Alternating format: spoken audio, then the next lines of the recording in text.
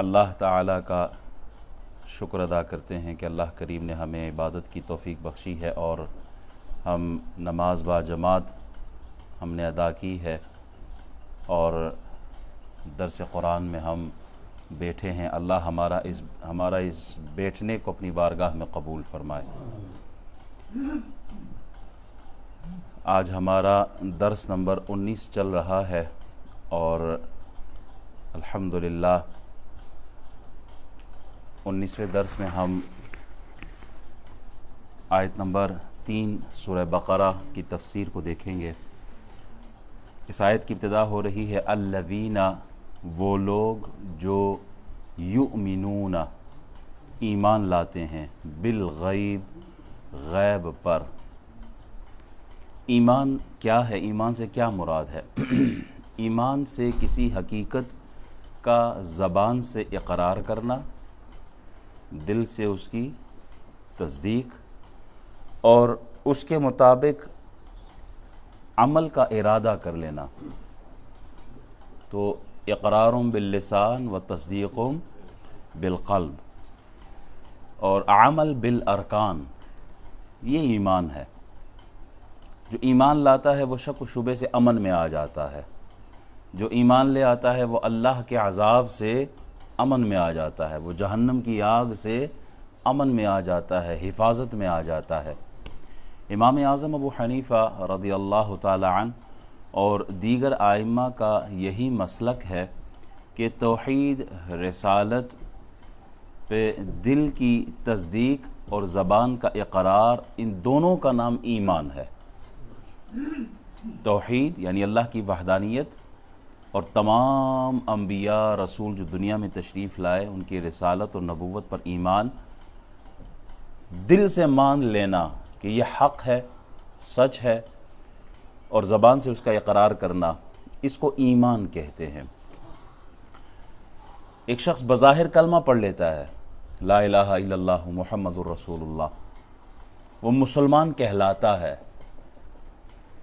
لیکن جب تک وہ دل سے اس کو مان نہ لے وہ مومن نہیں کہلائے گا۔ ایمان اور اسلام شرعی معنوں میں تو ایک ہی بات ہے، شرعی نقطہ نگاہ سے دیکھیں تو اسلام اور ایمان دونوں ایک چیز ہیں، لیکن اب ڈکشنری میننگز کو دیکھیں نا، اسلام کہتے ہیں اس کے ظاہر کو، ایمان کہتے ہیں اس کے باطن کو۔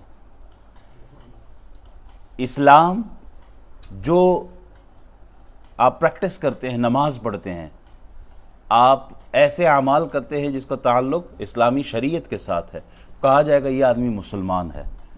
لیکن مومن ہے یا نہیں، مومن ہونے کا تعلق اس کے دل کے ساتھ ہے۔ عبداللہ ابن ابی کتنا بڑا منافق تھا، کلمہ پڑھتا تھا، نمازیں پڑھتا تھا، حضور کے ساتھ جہاد پہ جاتا تھا، لیکن وہ مسلمان تھا لیکن مومن نہیں تھا۔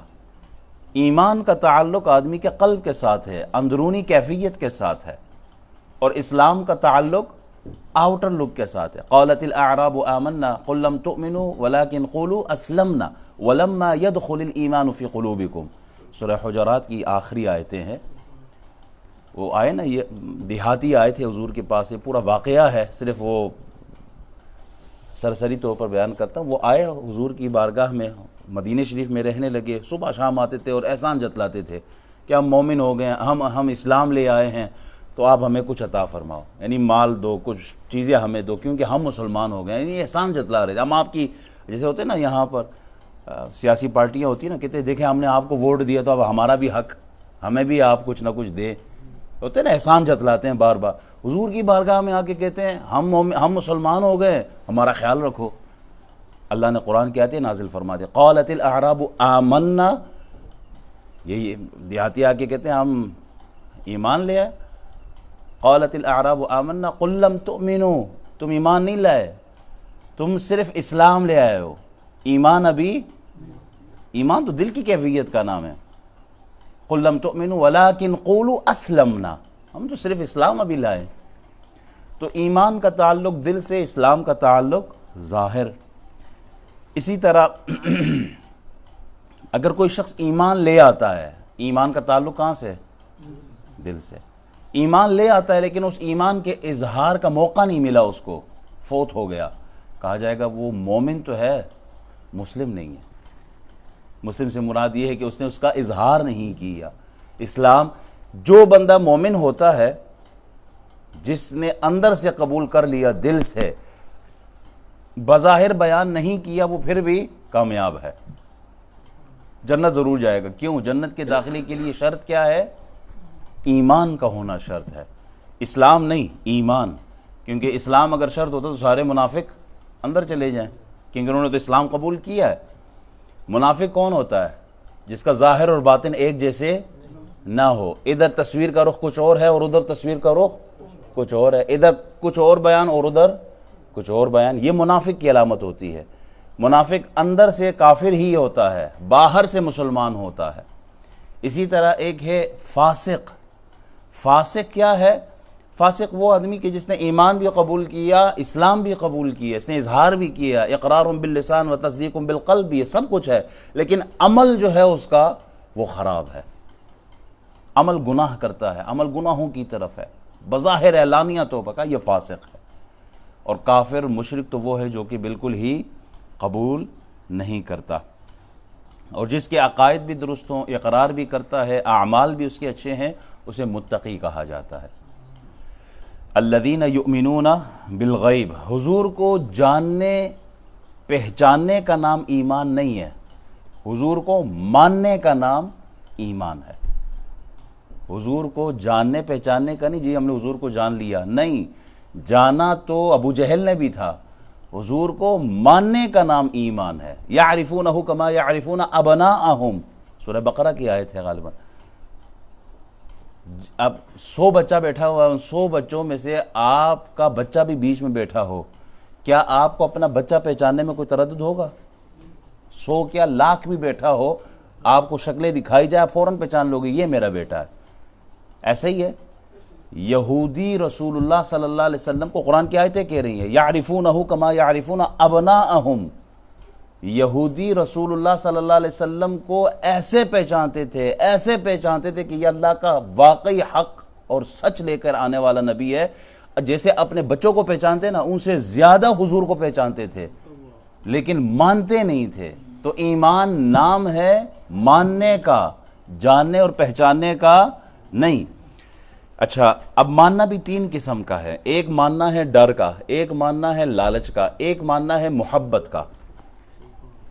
کچھ لوگوں نے حضور کو ڈر سے مانا کہ اب مسلمان فتح کر گئے مکہ، مسلمان فتح کر گئے دیگر شہروں کو، تو اب کیا کرے؟ مگر ڈر کے مانے مان ہی لو، اندر سے نہیں تسلیم کیا، جیسے منافق ہوتے ہیں۔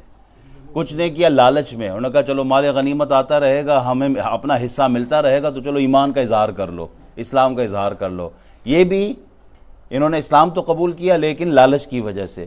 تیسرا ماننا ہے محبت، حضور کو دل سے مانا، جیسے بلال حبشی نے مانا ہے، جیسے سلمان فارسی نے مانا، جیسے ابو بکر صدیق نے مانا، جیسے مولا علی نے مانا۔ انہوں نے مانا ہے ڈر کی وجہ سے نہیں، لالچ کی وجہ سے نہیں، حضور کی محبت کی وجہ سے، اور حق کو جانتے ہوئے حق ماننا، رسول اللہ صلی اللہ علیہ وسلم کو اللہ کا آخری رسول ماننا، یہ ماننا ایمان والا ہے۔ تو 3 قسم کے ماننے ہیں، ایک ڈر، ایک لالچ، ایک محبت۔ کامیابی کس کو ملنے والی ہے؟ جس نے حضور کو محبت کے ساتھ مانا۔ ڈر اور لالچ تو منافقوں نے دکھایا تھا۔ تو یہ ماننا بھی ایمان کی قبولیت کی شرط کے ساتھ کہ وہ محبت کے ساتھ ہو۔ دیکھیں اللہ کریم نے جو نشانی بیان کی ہے نا، اب یہاں مومنوں کی صفات بیان ہو رہی ہے، مومنوں کی نشانیاں بیان ہو رہی ہیں۔ پہلی نشانی جو ہے وہ بالغیب ہے۔ پانی ابل رہا ہو نا، یہ ابلنا کس چیز کی نشانی ہے؟ کہ پانی کیا ہے؟ گرم ہے نا۔ گرم ہونے کی نشانی کیا ہے؟ پانی ابل رہا ہے۔ ٹھنڈے پانی سے آپ نے جگ بھر دیا، باہر جو جگ کا حصہ ہے آؤٹر سائڈ، اس پہ بھاپ جمع ہوتی ہے، بھاپ لگ جاتی ہے، یہ نشانی ہوتی ہے کہ پانی ٹھنڈا ہے اندر۔ ایسا ہی ہے، مثال سمجھ آ رہی ہے؟ باہر اس وقت روشنی ہے، یہ نشانی ہے کہ سورج موجود ہے۔ سیب کے درخت پر سیب لگے ہوئے تو آپ کو دور سے نظر آ جاتا ہے کہ یہ درخت کس کا ہے؟ سیب۔ نشانی کیا ہے؟ کیونکہ سیب لگے ہوئے۔ مومنوں کی نشانی جو اللہ نے قرآن میں بیان کی ہے، اس کا اظہار کیا ہے؟ الذین یؤمنون، پہلی نشانی جو رسول اللہ صلی اللہ علیہ وسلم نے قرآن کی آیات میں بیان کی ہے، اللہ نے آیات میں بیان کی ہے مومن ہونے کے لیے، الذین یؤمنون بالغیب، پہلی ہی بات غیب سے شروع کرائی ہے۔ مومن وہ جو غیب پر ایمان لے آتے ہیں۔ اب غیب کیا ہے؟ غیب سے مراد وہ حقیقتیں ہیں جو انسانی عقل سے، انسانی حواس سے بالکل معلوم نہ کر سکے، نہ آپ ہاتھ لگا کے پتہ کریں، نہ سونگھ کے، نہ چکھ کے، نہ ٹچ کر کے، یہ چیزیں معلوم ہی نہ ہو سکے۔ آنکھ، ناک، کان یہاں پر کام نہیں کرتی۔ یہ سب ایسی صداقتیں ہیں جو نہ آنکھ سے دیکھی جا سکتی ہے اور نہ عقل سے اس کو سمجھی جا سکتی ہے۔ ان سب کے جاننے کا ایک ہی ذریعہ ہے، ان سب کے جاننے کا ایک ہی وسیلہ ہے، اور وسیلہ محمد الرسول اللہ صلی اللہ علیہ وسلم ہے۔ دیکھیں نبی کا مطلب کیا ہے؟ ڈکشنری میننگ آپ اٹھا کے دیکھیں گے نا، نبی کا مطلب وہ جو غیب کی خبر بتائے آپ کو۔ نبی کا مطلب کیا ہے؟ اے نبی، لوگ ترجمہ کر دیتے نا اے نبی، یا ایھا النبی، اے نبی۔ بھائی ان سے سوال کرے یہ تو عربی کا ہے نا، آپ ذرا اس کا ترجمہ بھی تو کریں نا، اے نبی کا کیا مراد؟ اے نبی سے کیا مراد؟ کہا اے نبی سے مراد یہ کہ اے غیب کی خبر بتانے والے۔ غیب کی خبر، متقی کی پہلی نشانی یہ ہے کہ وہ حضور کے غیب پر ایمان لے آئے، کہ حضور واقعی غیب کا علم رکھتے ہیں، مصطفیٰ کریم کے غیب کو منوایا گیا ہے، پہلی نشانی یہی رکھی ہے۔ اور یہاں امتی لڑ رہے ہوتے ہیں آپس میں، او حضور کو غیب کا علم ہے کہ نہیں ہے؟ میں کہا قرآن نے پہلی صفت جو مومن کی بیان کی ہے وہ ہے ہی غیب والی۔ اللہ غیب ہے یا نہیں؟ کسی نے اللہ کو دیکھا ہے؟ فرشتوں کو دیکھا ہے؟ جنت جہنم دیکھا ہے؟ عرش اور کرسی دیکھا ہے؟ عذاب قبر دیکھا ہے؟ حساب و کتاب دیکھا ہے؟ عذاب و ثواب دیکھا ہے؟ کچھ بھی نہیں دیکھا۔ ہم نے ان میں سے کسی چیز کو نہیں دیکھا، یہ سب غیب ہے۔ ہم ان سب کو مانتے ہیں، کیوں؟ اس لیے کہ رسول اللہ صلی اللہ علیہ وسلم نے ارشاد فرمایا۔ ہم نے جبریل کو تو نہیں دیکھا، رسول اللہ صلی اللہ علیہ وسلم کی بارگاہ میں جبریل آیا کرتے تھے۔ حضور کے پاس علم غیب ہے یا نہیں ہے، میں نے کہا یہ تو بہت پیچھے کی بات رہ گئی، اب امت شعور آ چکا ہے، بہت آگے کی بات کرو۔ اب رسول اللہ صلی اللہ علیہ وسلم نماز پڑھا رہے ہیں، سورج گہن ہوا تھا نا، حضور نماز پڑھا رہے تھے، نماز پڑھاتے پڑھاتے آپ تھوڑے سے آگے ہو گئے اور ہاتھ یوں آگے کر دیا نماز میں، اور میں ادھر کھڑے ہو کے یا کوئی امام ادھر کھڑے ہو کے نماز پڑھاتے ہوئے کہ ہاتھ آگے کرے تو پیچھے جناب رولا پڑ جائے، اور مولوی جی پتہ نہیں تساں کیا کم کیتا ہے، اور کرے یا نہ کرے ہمارے حافظ صاحب تو پہلے ہی ہوں گے، مولوی صاحب تساں کیا کیتا ہے۔ تو جناب حضور نماز پڑھا رہے ہیں، حضور نماز پڑھاتے ہوئے ہاتھ آگے کیا، تو صحابہ نے بعد میں پوچھا یا رسول اللہ کبھی ایسے ہوتے ہیں تو نہیں دیکھا ہم نے، آپ نماز پڑھاتے پڑھاتے آپ نے ہاتھ آگے کیا۔ تو رسول اللہ صلی اللہ علیہ وسلم ارشاد فرماتے ہیں ہاں جنت دکھائی دی، جنت میں خوشے لگے ہیں، میوے لگے تھے، تو میں نے ہاتھ بڑھایا کہ میں وہ خوشہ توڑ کے لے ہی آؤں۔ پھر خیال آیا وہ ایسا خوشہ اگر لے آتا تو صبح قیامت تک کھاتے رہتے۔ وہ جنت ہمیں نظر نہیں آ رہی اور حضور کا ہاتھ وہاں تک پہنچ رہا ہے، اور جنت کہاں ہے؟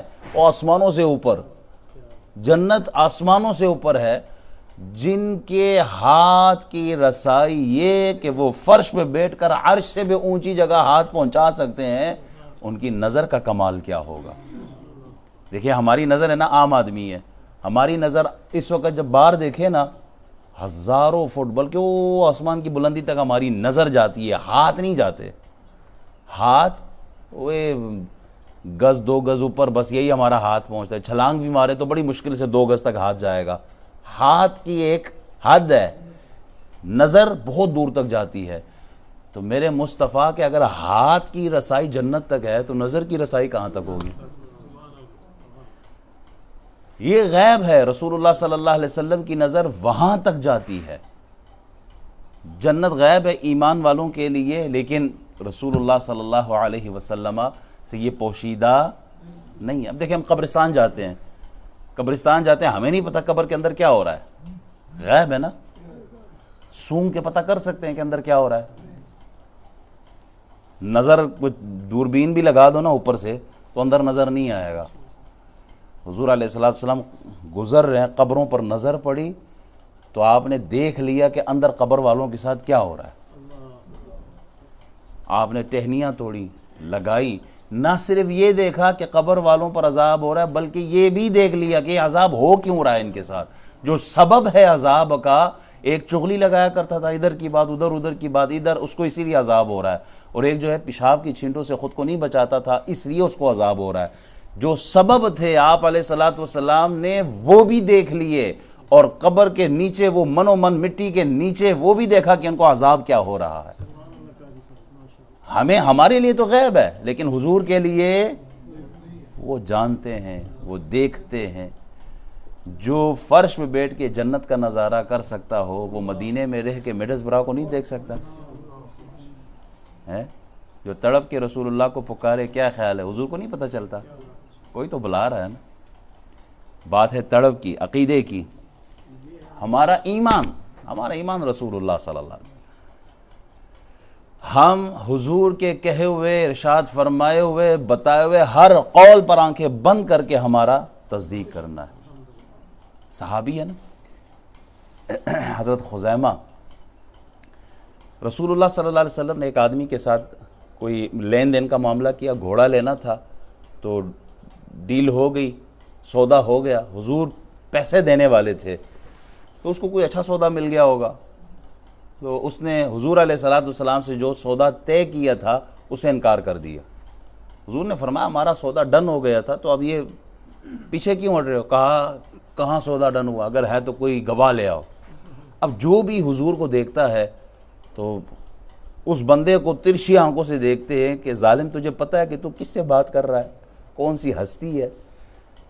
ہر ایک بڑے ہی ترش انداز میں، لیکن وہ کر کچھ نہیں سکتے کیونکہ گواہ کوئی نہیں ہے۔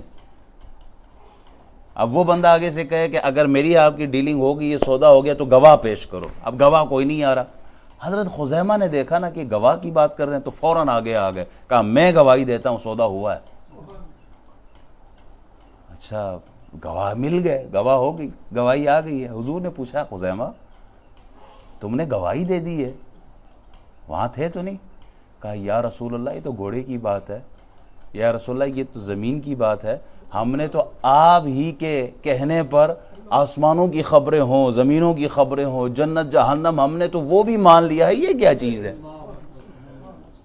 حضور آپ کے فرمانے پر ہمارا ایمان ہے، آپ نے آسمانوں کی خبریں دی ہیں، غیب ہے ہمارے لیے، ہم نے سب قبول کیا ہے، یہ تو زمین کی بات ہے، تو گھوڑے کی بات ہے، اگلی بات کوئی تھی تو ہم وہ بھی قبول کریں۔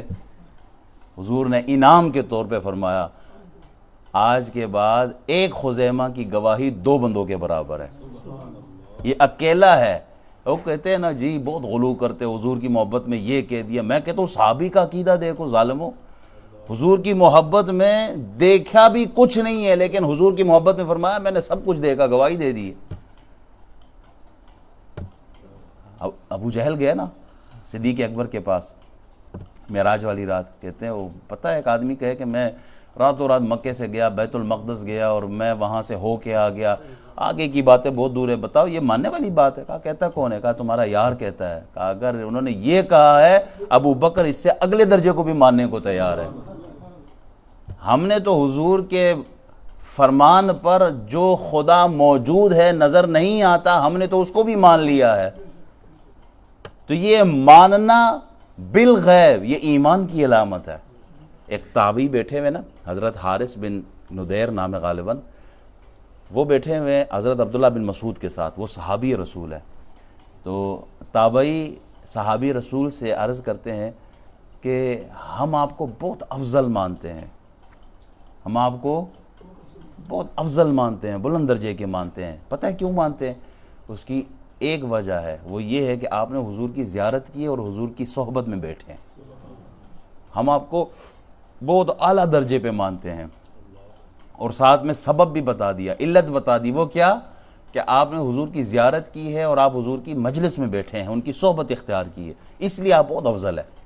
آگے سے صحابی رسول کیا ارشاد فرماتے ہیں ہماری نظر میں آپ بھی بہت بلند تر ہیں، بہت اعلیٰ درجے پر ہیں۔ اور پتہ ہے وہ کیوں ہے؟ وہ اس لیے کہ آپ نے حضور کو نہیں دیکھا پھر بھی حضور پہ ایمان لے آیا، اور پھر آپ نے قرآن کی یہ آیت تلاوت فرمائی، الذین یؤمنون بالغیب، ایمان والے تو ہے ہی وہ جو غیب پر ایمان لائے۔ تم نے رسول اللہ کو تو نہیں دیکھا، لیکن رسول اللہ صلی اللہ علیہ وبارک وسلم، ہماری جانیں قربان آپ کی ذات پر، آپ نے پھر بھی آنکھیں بند کر کے حضور کے قول اور فعل کو، حضور کے حدیثوں کو، حضور کے ہر نسبت کو آپ نے عزت کی نگاہ سے دیکھا، احترام کی نگاہ سے دیکھا۔ آپ بھی بلند مرتبے والے احباب، ہم اللہ کو مانتے ہیں، لیکن اللہ کو ایسے مانتے ہیں جیسے رسول اللہ نے منوایا ہے۔ ہم عیسائیوں کی طرح اللہ کو نہیں مانتے، ہم تثلیث کے، ٹرینٹی کے قائل نہیں ہیں، ہم یہودیوں کی طرح بھی نہیں مانتے۔ ہم خدا کے بیٹے، جیسے رسول اللہ صلی اللہ علیہ وسلم نے فرمایا قل هو اللہ احد اللہ الصمد لم یلد ولم یولد۔ حضور کی کوئی فیملی نہیں ہے، جیسے یہ کافر کہتے تھے نا فرشتے اللہ کی بیٹیاں ہیں۔ ہمارا اس طرح ایمان، ہم نے اللہ کو مانا، ایسے مانا جیسے رسول اللہ نے منوایا ہے۔ اللہ وحدہ ہے، لا شریک ہے، وہ بے نیاز ہے، لم یلد ولم یولد ولم یکن لہ کفوا احد ہے۔ ہمارا ایمان یہ ہے۔ فرشتے اللہ کی بیٹیاں نہیں، بلکہ اللہ کی نورانی مخلوق ہے، معصوم ہے۔ دو طبقے ہیں جو معصوم ہے اہل سنت والجماعت کے نزدیک، وہ کون سے؟